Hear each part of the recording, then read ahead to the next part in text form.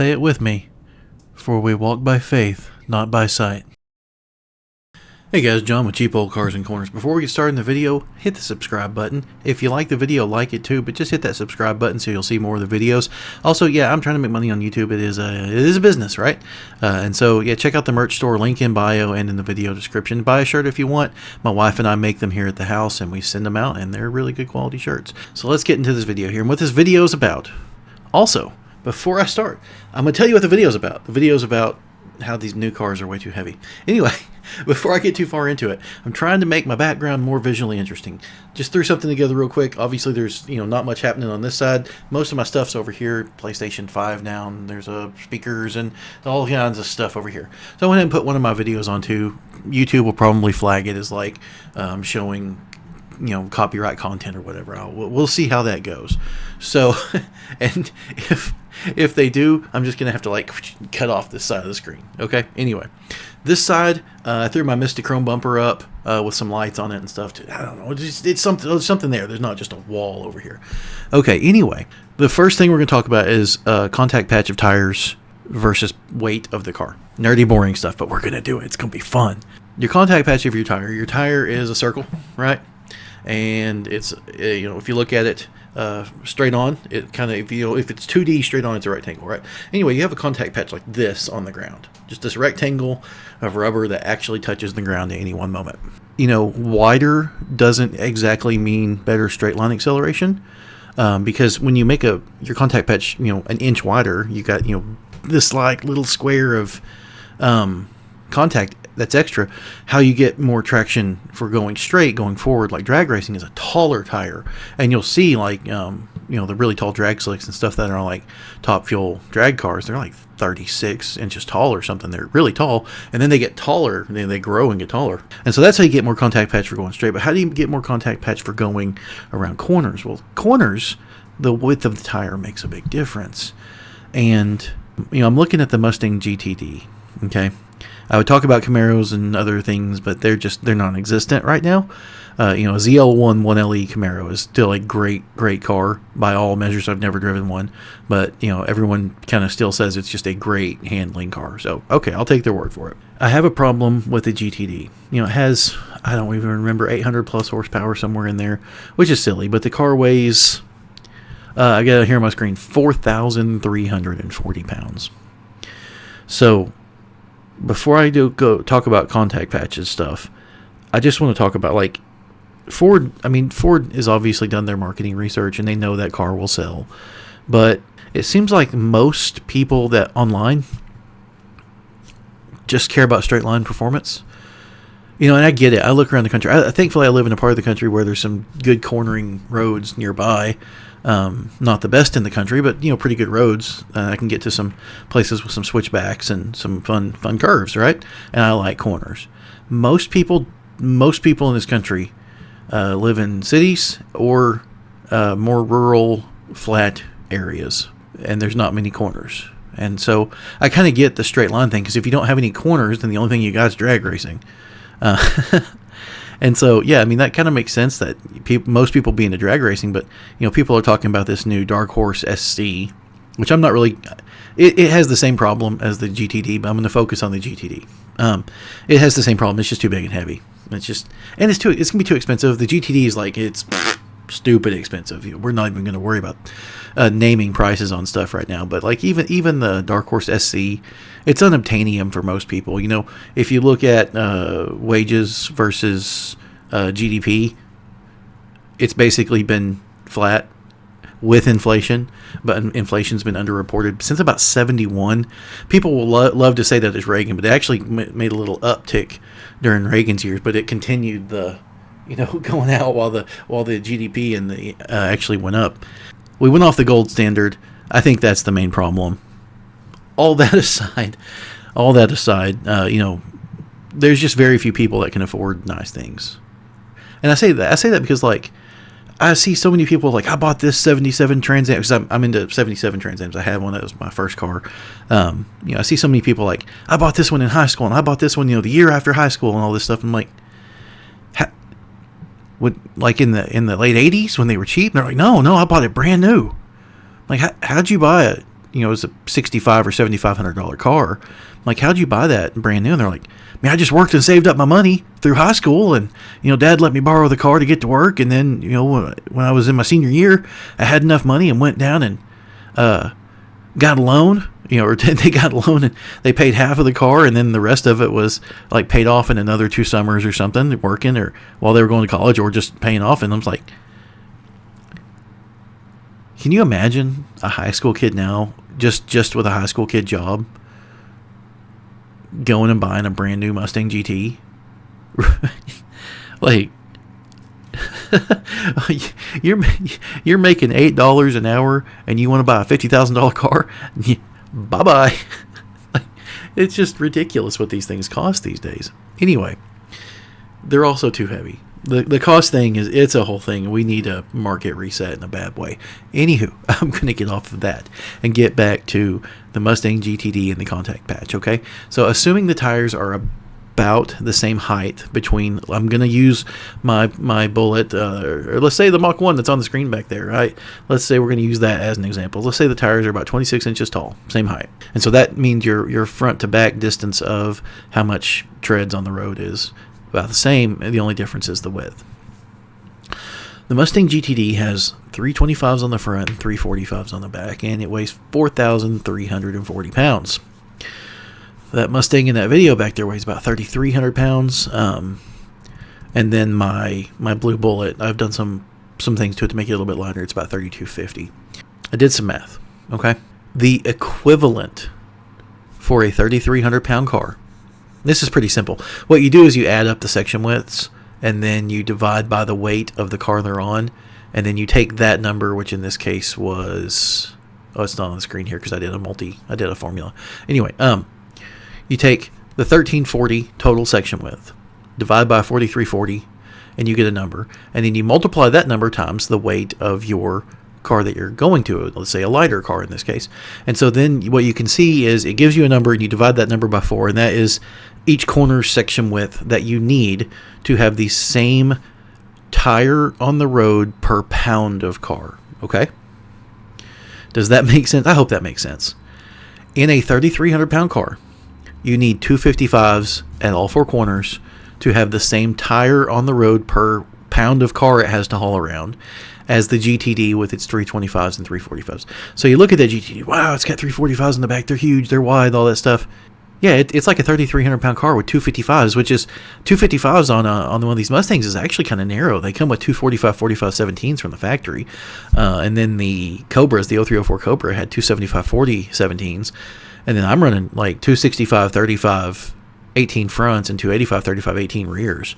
And I can go quite a bit wider than that. My Green Bullet has 275, 40 17s on the front and 315, 35 17s on the back.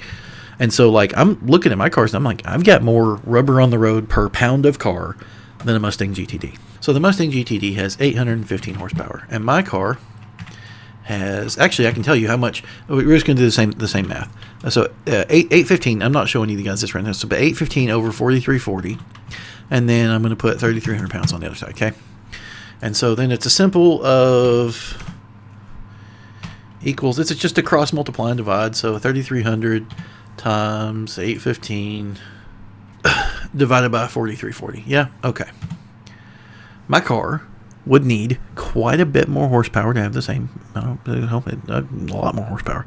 It would need 620 horsepower to have the same straight line acceleration if you're talking about power to weight ratio, right?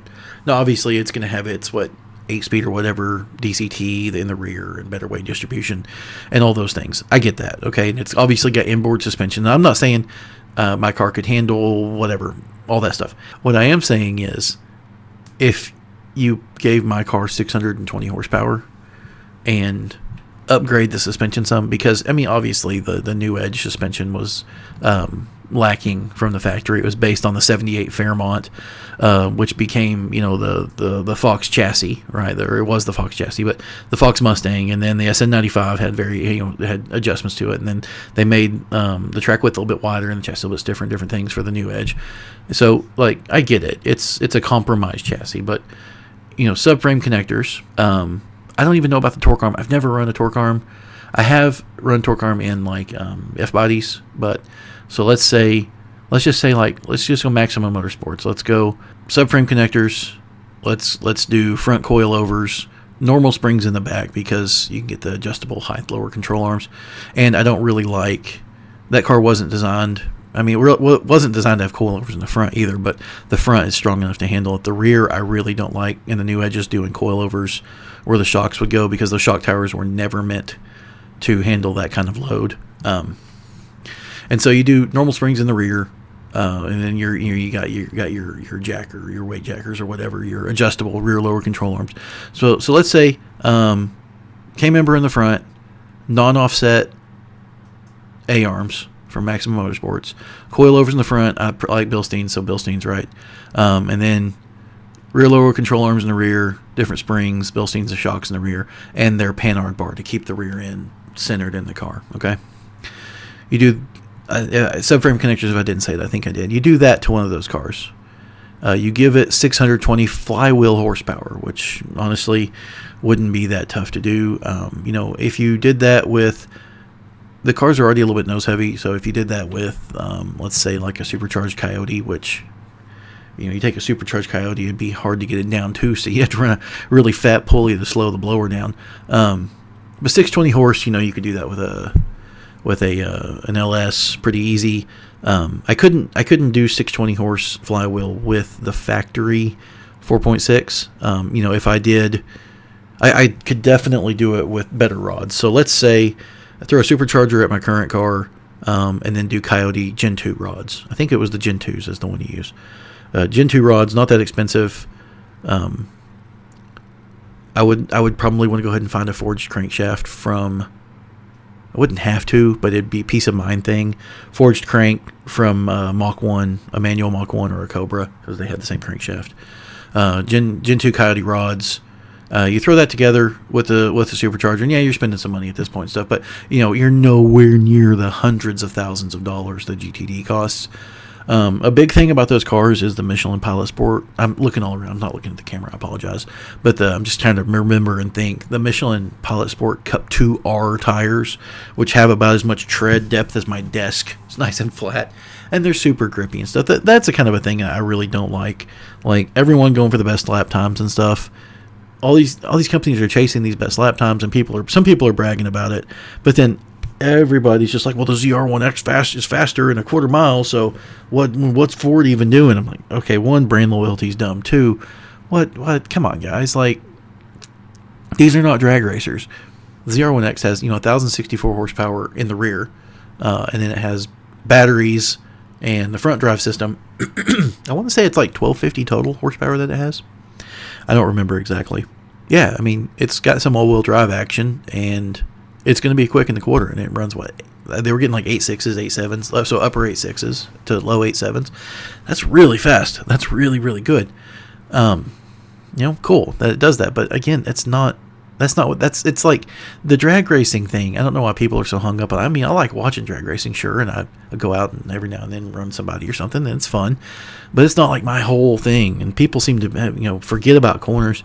Maybe that comes back to the thing I said at the start, where most people don't have cornery roads to go to, so the only thing they are thinking about is drag racing. But I'm like, man, that's just so one-dimensional, right? That's just like one thing these cars can do. I digress. So let's go back to the thing I was talking about earlier with the Blue Bullet. You take it, you do some suspension mods, a few thousand in suspension, and it'd probably be 10 to rebuild the engine with better parts and do a supercharger and everything. And then you obviously have to add extra fuel and such and tuning and all those things. But I honestly think if I were to do that, I would probably be in that car for 30 to 35. Maybe less. I'm already in it for like 15 or 16 right now, or whatever it is, with the mods and the wheels and the stuff I have. But you do Michelin Pilot Sport Cup 2Rs, and they can be narrower. They don't have to be 325s. They can be 255s, 265s, whatever. I honestly think a competent driver in both cars would put in a very similar lap time on most tracks in the country. Because, I mean, it's this thing. And I saw it in one other guy's video. People talk about like the E46 M3 and how amazing it feels and how great it handles and stuff. And this guy was out in a modded Mustang GT, a New Edge, okay? And he was able to turn on, him and his buddy were both fairly competent drivers, fairly good at this track that was local to them. And he was able to turn a better lap time in that Mustang than he was and than his buddy could in the E46 M3. And when you look at the numbers support that, right? Now, E46 M3 has more horsepower. The New Edge, the 4.6, the larger V8, it's going to have a little bit more low-end torque. Okay, yeah, I verified it. It was a Mustang GT. Now, you look at that, 260 horse, and maybe his car has a few mods on it. And I know it has some suspension mods, right? But he was actually saying the rear end actually being able to pivot in the car. He was able to use that to help to get the car to rotate, which is pretty funny. But all I'm saying is, like, with some mods, how do I say this? I think we've kind of maxed out what we can do with cars. Everything has to have 800, 1,000 plus horsepower now. You can't use that on the street. Michelin Pilot Sport Cup 2R tires, they last 5,000 miles, maybe 7,000 miles, okay? They're ultra grippy, but you can't hardly drive them in the rain. You got to have a more normal tire, but then you can't use 800 horse on the street. I mean, you technically can-ish if you leave all the traction control stuff on. We're to a point where the cars have to be like limited below fourth gear so they actually can have some traction. We've lost the plot, guys. There's no reason a race, track ready, fully built Mustang should be 4,300 pounds. That's beyond stupid. If you watch the Jason Camisa video with Randy Popes where they do laps in a ZR1, a Porsche, I think it was a GT3, I can't remember. I like Porsches, but I don't remember which one that was. And then a GTD. The GTD was the slowest, and the Porsche had less horsepower because it was lighter. The Porsches are way too big too. They're heavy and everything as well, but we've lost the plot here with stuff. If you go back and look at like let's say like a C5 Vet, right? 345 horsepower, 3,200 pounds. Enough power to get the rear end to come out. You can make the tires spin for sure. People love to use those as drift cars and stuff. So it's got enough power to make the tires spin. You throw a cam at one, and you can light up the tires first through third gear if you want. It's not hard to do. That was enough. That's enough. Why are these cars having to be 800 horsepower, 1,000 horsepower, all this stuff? Like, cool if the ultra cars, the Bugattis and the McLarens, stuff like that, like going for crazy high top speeds, sure, whatever. That's always that thing. Why do the cars for the masses have to have crazy horsepower too? They really don't. I would prefer a Mustang that weighs 3,400 pounds, maybe as much as 36. That's probably about as high as I'd want. With good sightlines, as much weight towards the rear as possible, handles well, independent rear suspension, all those things. 340 horsepower, maybe if you want to go up to 400, I guess that's fine, but 400 horse becomes a lot, because I've taken out 400 horse cars on the curvy back roads that I run. At no time in this run is my foot using more than half the throttle, because I come out of a corner. Say I have to slow down to 30, 35 mile an hour, really sharp corner, okay?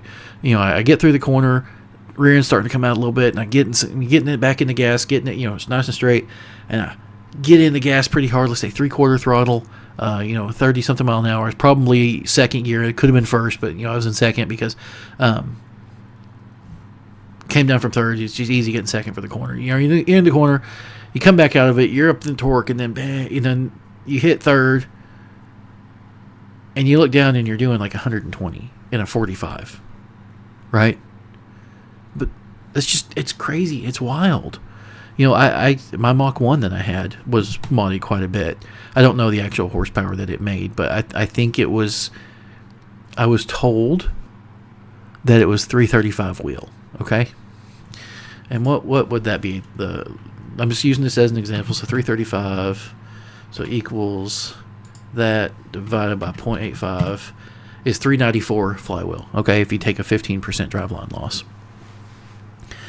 So that's close to 400 horse ish. Now I was told that that's what it dynoed with the mods that it had. I never saw the dyno sheet, but it was a quick car. Okay, so that car on these curvy back roads that I drive, there was one. I mean, I was doing 140 mile an hour between these two corners because I was getting after it hard. Okay, I was doing 140 miles an hour. And I'm on the brakes. I'm, got it down, shifting down to heel and toe and all the stuff. Because I guess for whatever reason I can heel and toe a new edge when everyone else says it's hard. I don't know. But anyway, yeah. So like the speed limit's 45. I'm doing 140 between some corners, and I'm just like, this is dumb. This is really dumb. Like I'm driving on this one curvy back road that I take, and I'm going towards a small town just big enough to have a police station with like 2 or 3 officers, right? And I'm hauling butt down this road, and I'm like, any one of these people that live on this road, all they got to do is just call the cops down the road. Hey, we saw this gray Mustang. He's going way too fast, right? Like flying 100 plus mile an hour. The cops in that little town, they're not going to hear my story. They're not going to care what I have to say. They're going to say, well, this person, Jim Bob down there that called me, I knew his mama and they're good people and they're going to steer me right. They wouldn't lie to me. So you were doing over 100 and we're going to impound your car and put you, all the things, arrest you and all the stuff. That's just dumb. You can't do that kind of crap, right? I mean, I guess you can. Lots of people do, but I got bills to pay, So, these cars have just got out of hand. My dream car right now. I've had my absolute dream car, which is 77 Trans Am. There's a picture of it up on the wall up here. That is my absolute dream car. It used to, a long time ago, I really wanted a 69 Charger, black, lowered a little bit, not pro mod, sorry, I'm being silly, resto mod style. And I just really thought that would be an awesome car to have. That was my second on the list. That's changed. The second car on my list now is a C5 Z06. I really like the 2004 Le Mans commemorative edition. But the more I'm looking at them, I mean, the Targa top on a normal C5 being able to come off, that might win out over the Z06 thing. I've always liked rare versions of basic cars. So like the Bullet or the Mach 1, right? Those are rarer versions of cars that everyone has. Like Silverado SS and the 454 SS and the old the 350 Sport trucks back in the early 90s too, that looked like a 454 SS, but they had the 350. Like those. The option code for those was BYP, by the way, in the glove box. BYP was the sport code. Anyway. So yeah, I like those. And I've just always liked stuff like that. So to me, maybe one of the base Le Mans commemorative edition 04 Corvettes, because it's the same color as that. It's a special blue that was only on those. If I could find one of those with a 6-speed and the Lexan roof, and probably get the solid roof and a Lexan roof and 345 horse. I mean, if you want more power in an LS, just throw a cam at it. You can get like 80 horsepower. There's people talking about cams coming out that are 100 horse on an LS1. I'm like, geez, that's just nuts from a cam swap. And obviously, you got to do valve springs and stuff too. You got to control it because you're probably going to be revving it a little bit higher. But I mean, 3,300 pound car, and that's what a C5 Vet is, with good weight distribution and decently wide, somewhat sticky-ish tires, and 350 horsepower, is just going to be an absolute blast to drive on curvy roads. It is. It's just going to be amazing fun, right? Especially if 6-speed and everything. It's just going to be super fun. But these track weapons that Ford's putting out, especially like this Dark Horse SC, I mean, yeah, it's going to be quick and it's going to go around corners well, and it's going to, it's going to stop well, and it's going to do all the things, but it's probably going to cost over $100,000, and it's huge and heavy. It just doesn't interest me. The size of the cars, I look at them and they don't, I don't know. I just think we've gone off the rails with having to prove to everybody that this is faster and that's faster. Honestly, I think I would love to see, and if I can grow this thing, I've got 540 subscribers right now. If I can get this thing bigger, I'm going to do some weird comparisons. I'm going to rent a track. This is what I really want to do. I want to rent a track, and I want to take my Bullet with some let's say Pilot Sport 4S's and an E46 M3, same tires, right? And see how they compare with the same mechanical grip of the tires. I think it would be better than a lot of people think that it would be.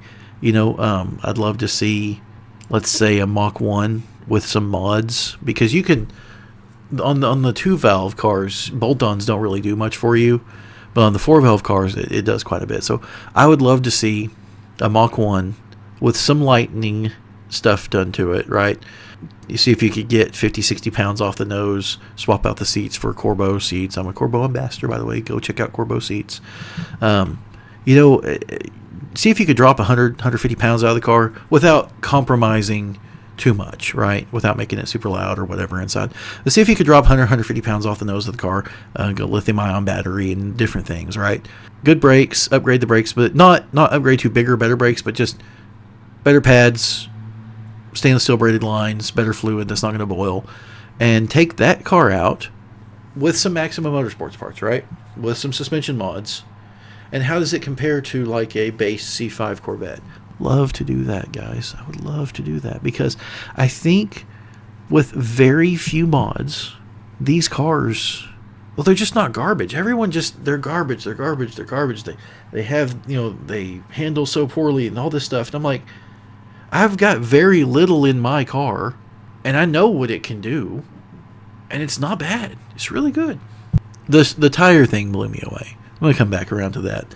The tire thing blew me away. Like, yeah, it's got a lot of horsepower, and I'd have to have 620 horsepower in my car to have the same power to weight ratio. And it's got a tune and a few different things. I've got 270 at flywheel, roughly. 410 gears and different things. But, like, the tires. I've got more tire on the road per pound of car than a Mustang GTD. Something wrong there, guys. Something big wrong there.